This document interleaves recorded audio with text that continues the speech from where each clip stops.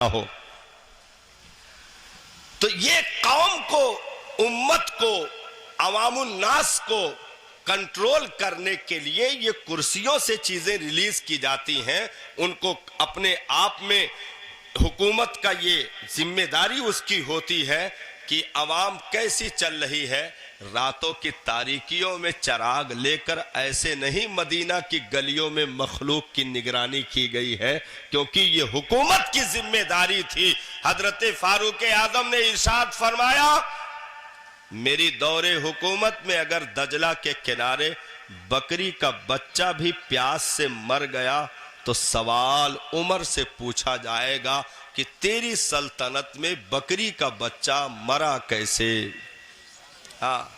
یہاں تو صاحب نسلیں تباہ ہو گئیں، نسلیں تباہ ہو گئیں، لوگ ذبح کر دیے گئے، لاکھوں کی تعداد میں لوگ زمین دوز کر دیے گئے، نگل لیے گئے، کوئی پرسان حال نہیں. وہاں ایک بکری کے بچے کا سوال تھا.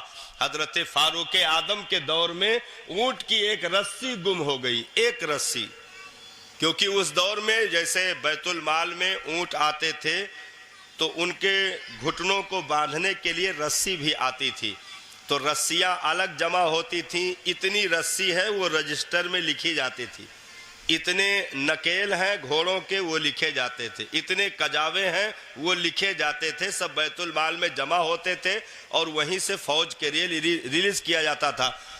ایک رسی غائب ہو گئی. رجسٹر میں جیسے 60 لکھا تھا تو 59 تھی. ایک رسی، بہت بھاری بھرکم رسی نہیں، رسیاں کتنی مل جائیں گی. لیکن حضرت فاروق اعظم نے پوری زندگی اسے تلاش کروایا لیکن وہ ملی نہیں. انتقال ہو گیا. 1 سال تک آپ کے بیٹے حضرت عبداللہ ابن عمر دعا کرتے رہے، میرے پروردگار میرے باپ کی زیارت کروا دے. 1 سال کے بعد حضرت عبداللہ ابن عمر کو اپنے باپ کی زیارت نصیب ہوئی، یعنی حضرت فاروق اعظم کا خواب میں دیدار ہوا تو دیکھا کہ چہرے پر حیرانی اور پریشانی کے آثار، بال الجھے ہوئے، پسینے سے تربتر. حضرت عبداللہ ابن عمر نے پوچھا، ابا جان یہ کون سی حالت بنا رکھی، ہوا کیا ہے، آخر اس قدر پریشانی کیوں؟ تو حضرت فاروق اعظم نے ارشاد فرمایا، بیٹا عبداللہ یہ تو رب نے کرم کیا کہ بخش دیا، نہیں تو اونٹ کی رسی پوچھی گئی تھی عمر وہ رسی گئی کہاں؟ بیٹا تیرے باپ پر رب نے کرم کیا جو بخش دیا. 1 سال ہو گیا وہ بات بتاتے ہوئے، رسی کہاں چلی گئی، وہ رسی گم کیسے ہوئی؟ تو ایک رسی کا حساب حاکم وقت کو دینا پڑتا ہے، کیا کروڑوں مخلوق کے زندگی کا حساب نہیں دینا پڑے گا؟ تو یہ مبارک مجلسیں ہم اور آپ کو سبق دیتی ہیں، کیونکہ امام پاک کی تاریخ کو دہرانا مقصد یہ نہیں صاحب کہانی پڑھنا ہے، مقصد یہ ہے او جوانوں اپنی جوانی بچا لو ریت کربلا کو دیکھ کر کے. ہو جوانوں اپنی زندگی کے ایام کو قیمتی سمجھو، اسے محفوظ کر لو ریت کربلا پر اترنے والے مسافروں کی زندگی کی تاریخوں کو دیکھ کر کے، کیونکہ جن کی زندگی کی صبح دین کے گود میں ہوئی اور زندگی کی شام دین کا نعرہ لگاتے ہوئے ہو گئی، انہوں نے دنیا میں ہم غریبوں کو بتا دیا کہ جوانی کیسی گزارنی چاہیے، بچپنا کیسے گزارنا چاہیے.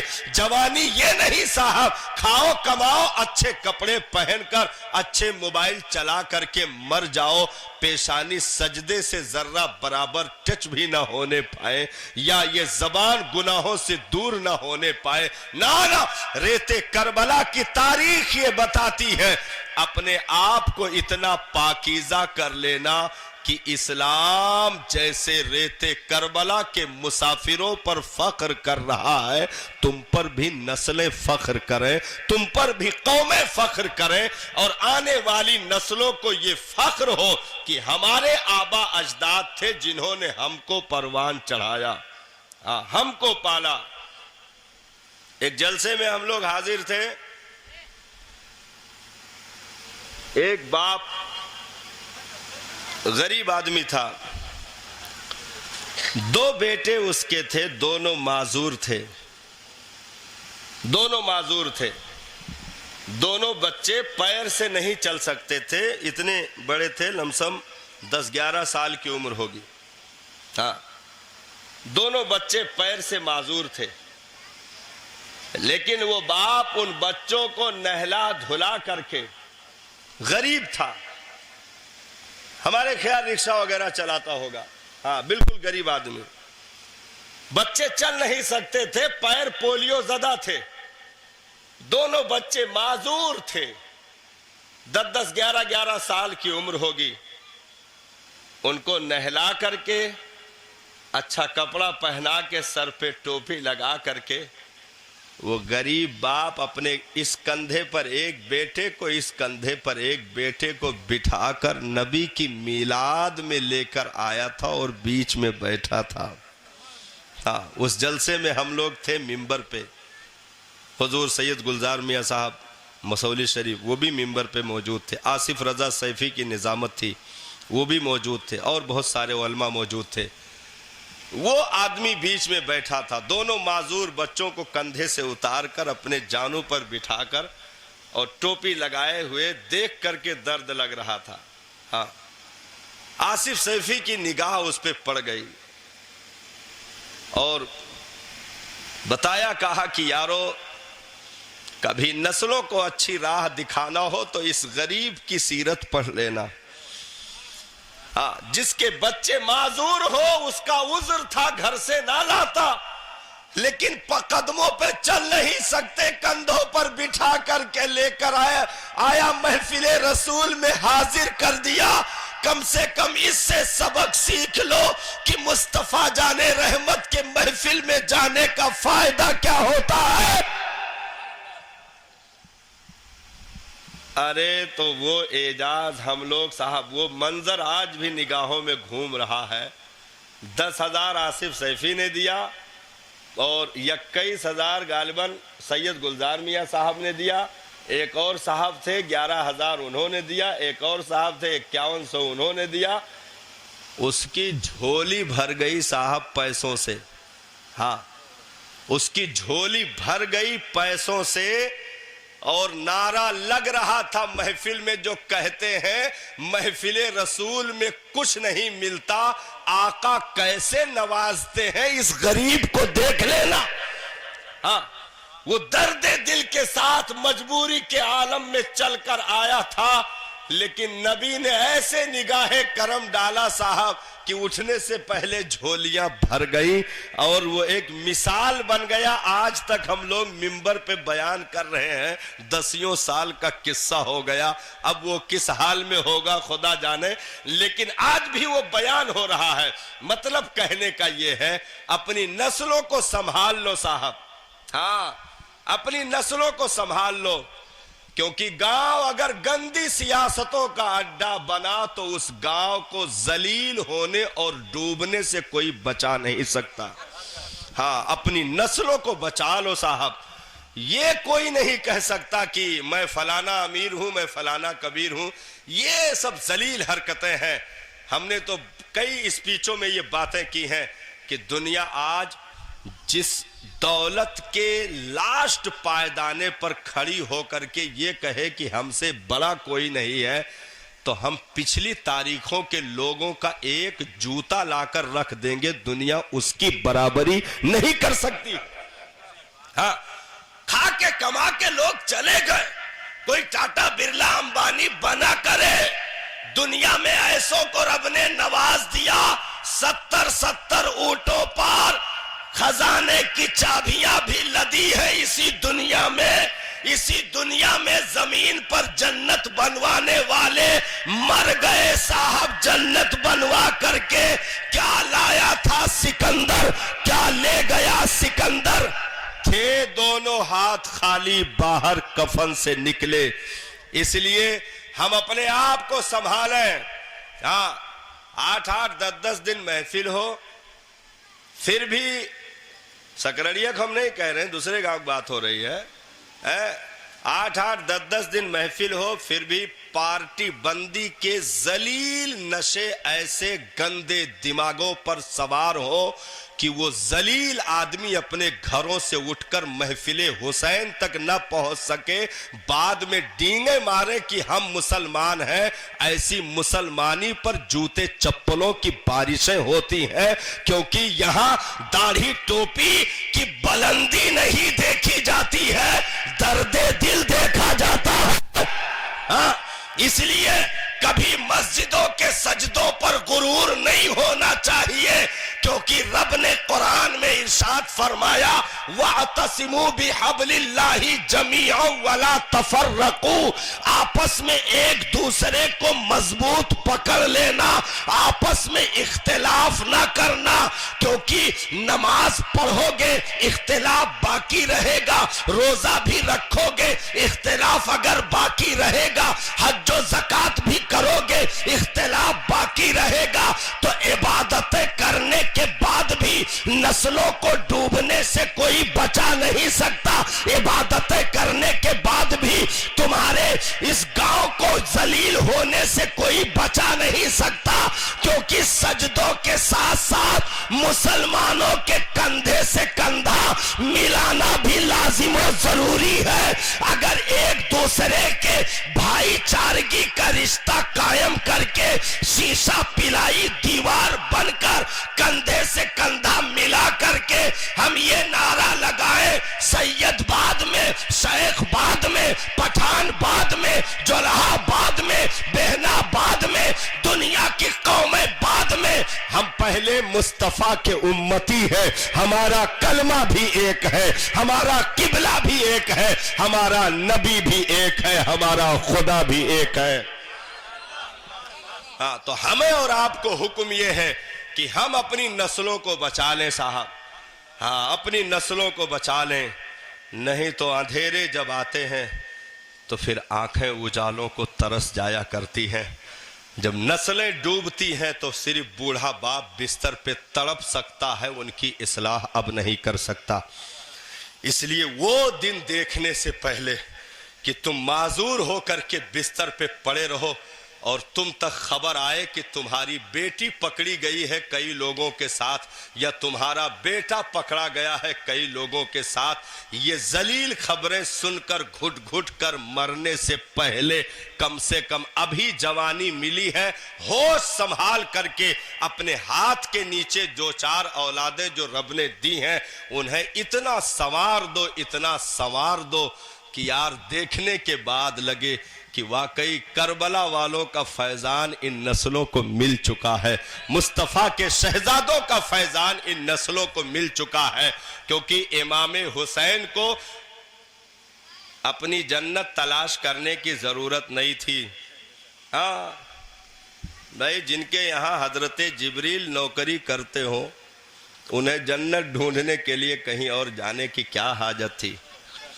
जिनके यहाँ जन्नत का जोड़ा भी तश्तरी में रख करके मोहल्ले का दर्जी बनकर फरिश्ता हाजिर होता हो और कहे सैयदा इसे कबूल कर लीजिए, दर्जी का जो है मोहल्ले का दर्जी कपड़ा लेकर आया शहजादों के लिए। दोनों शहजादों ने पहना, सुबह सरकार के हुजूर हाजिर हुए, गोद में बिठाया, कहा मेरी बेटी इधर आओ, ये कपड़ा कहाँ से आया? कपड़े तो घर में नहीं थे। बेटी के आंखों में आंसू आ गए। कहा बाबा जान शाम तक कोई इंतजाम नहीं था, लेकिन मोहल्ले का दर्जी ला करके दे गया, हो सकता उस तक कोई खबर पहुंची हो। ये लिबास मोहल्ले का दर्जी ला करके दे गया है। मेरे आका मुस्कुराए, इरशाद फरमाया मेरी बेटी वो दर्जी नहीं था, रब का फरिश्ता था जो जन्नत से जोड़ा ला करके दे गया है। ہاں تو انہیں جو جنتی جوانوں کے سردار ہو، 25 حج پیدل چل کر ادا کیا ہو، انہیں ریتے کربلا پہ جنت تلاش کرنے کی ضرورت نہیں تھی۔ حرم کے سجدے بہت تھے حسین کے لیے، مدینہ کی عبادتیں بہت تھی حسین کے لیے، زینت کعبہ کے لیے بہت ساری چیزیں اکٹھا تھی حسین کی زندگی میں، لیکن اگر ریتے کربلا کا مسافر بنا میرا امام تو ہم گنہگاروں کے لیے، اگر اپنے ننھے بچوں کو بھی داؤ پر لگا دیا امام نے تو ہم گنہگاروں کے لیے، اگر اپنے کنبہ اور قبیلے کو جو ہے خطروں کے آگ میں جھونک دیا تو ہم گنہگاروں کے لیے۔ بہنا زینب کے سروں کی چادریں کھچ گئی صاحب اسی امت کو بچانے کے لیے، حضرت سکینہ کے کان کی بالیاں نچ گئیں ریتے کربلا پر اسی امت کو بچانے کے لیے۔ 6 مہینے کے دودھ پیتے اصغر کی آخری ہچکی کربلا میں خاموش ہو گئی اسی امت کو بچانے کے لیے۔ تو ہمیں اپنی غیرتوں کو بیدار کرنا پڑے گا، کیونکہ ریتے کربلا نہ 2 شہزادوں کی لڑائی کا نام ہے، ریتے کربلا نہ حکومت طلب کرنے کا معاملہ ہے، ریتے کربلا امت کو بیدار کرنے کی کہانی ہے، امت کو زندگی دینے کی داستان ہے ریتے کربلا۔ اس لیے میرے امام نے جو زندگی کی کہانی ریتے کربلا پر کتاب کی شکل میں لکھ دیا ہے، ہمیں اس کتاب محبت سے قریب ہونے کی ضرورت ہے، کیونکہ صاحب ہمارا گھر کہاں جا رہا ہے یہ ہمیں خبر ہونی چاہیے۔ یہ نہیں کہ آپ کو کوئی دوسرا بتائے کہ اپنے گھر کی خبر لو، نہ۔ اس دنیا کے فتنوں کے بہتے دور میں ایک آدمی کو اتنے چوکنے رہ کر قدم رکھنا ہے کہ آپ کو ہر ایک پر نگاہ شک کی رکھنی ہے کہ کہیں سے کوئی گڑبڑی تو نہیں ہو رہی ہے۔ اندھے ہو کر کے آنکھ بند کر کے کسی پر وشواس کرنا اس دور میں بہت خطرے سے خالی نہیں ہے صاحب، ہاں خطرے سے خالی نہیں ہے۔ اس لیے بھائی ہماری اولادیں، ہم اپنے گھر میں 60-70 سال کی زندگی گزار کے مر جائیں اور ہماری نسلوں کو چاہے بیٹا ہو چاہے بیٹی ہو اگر دین کا دال بھی پتہ نہ ہو سکے تو ہمیں پھر 25-30 محفلوں میں شامل ہونا پھر فائدہ نہیں دے پایا۔ ہم نے امام کی زندگی سے سبق نہیں لیا، امام کی زندگی سے سبق نہیں لیا۔ بچپن کا دور ہے، صدقے کا کھجور نبی کے دربار میں آیا، صدقے کا کھجور، اور مسئلہ آپ کو معلوم ہوگا صدقہ آل نبی پر حرام ہے، ہاں صدقہ آل نبی پر آل رسول پر حرام۔ صدقے کا کھجور بارگاہ رسالت میں آیا ہے، اسے غریب صحابہ میں تقسیم کرنا ہے۔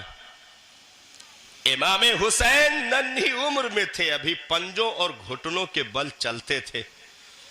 صدقے کے کھجور کی طرف سرکار ادھر صحابہ سے باتیں کر رہے تھے، وہ گود میں تھے اور ہاتھ بڑھا کر کے ننھا بچہ ہے اٹھا کر کے ایک کھجور کی گٹ جو ہے منہ میں ڈال لیا، ہاں ایک پیس کھجور اٹھا کر کے منہ میں ڈال لیا۔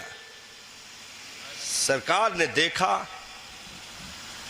کیا کہنا چاہیے، بچہ ہے بچے پر مسئلہ لاگو نہیں ہوتا، بچہ ہے بچے پر شریعت کا قانون لاگو نہیں ہوتا، اور ڈال لیا ہے تو بیٹا کھا جاؤ، آئندہ سے احتیاط رکھنا۔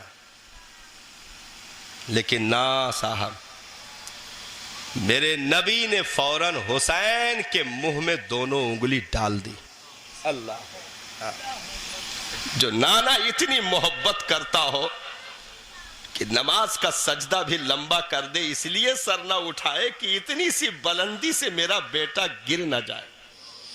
بھئی سجدے اور زمین میں کتنی بلندی ہوتی ہے، 1 سے 1.5 بالشت کا حصہ آئے گا، اتنی بلندی سے اگر کوئی گرے تو اس کا کیا اثر، کوئی چوٹ نہیں آنی ہے، لیکن اس لیے سجدے کو لمبا کر دیا، اتنی بلندی سے بھی اس شہزادے کو گرنے نہ دیا جو رات کی تاریکی میں سیدہ کے گھر میں بیٹھے کے رونے کی آواز آ جائے، نبی اپنے بستر پہ آرام کر رہے ہو، اٹھ کر بیٹھ جائے اور ٹہلتے قدموں کے ساتھ اپنی بیٹی فاطمہ کی چوکھٹ پہ پہنچ کر ارشاد فرمائے، میری بیٹی ان شہزادوں کو رلایا نہ کرو، ان کے رونے سے مجھے تکلیف ہوتی ہے، ہاں انہیں رلایا نہ کرو، ان کے رونے سے مجھے تکلیف ہوتی ہے۔ جو نانا اتنا شفیق ہو، مہربان ہو، اس قدر رقیق القلب ہو، اس قدر بامروت ہو، اس قدر رحمت کا خزانہ ہو، اس نے حسین کے منہ میں انگلی ڈال دی، انگلی ڈال کر کے اور اس کھجور کے حصے کو کھینچتے ہوئے کہا، کخ کخ بیٹا اگل دے اسے، اور کھینچ کر باہر کر دیا۔ یہ دنیا کے تمام آنے والی نسلوں کے لیے مصطفیٰ کا سبق ہے کہ اتنے قریب سے بھی اپنی نسلوں کو حرام سے بچا لینا تو وہ جوان ہو کر تیرا غدار نہیں بنے گا،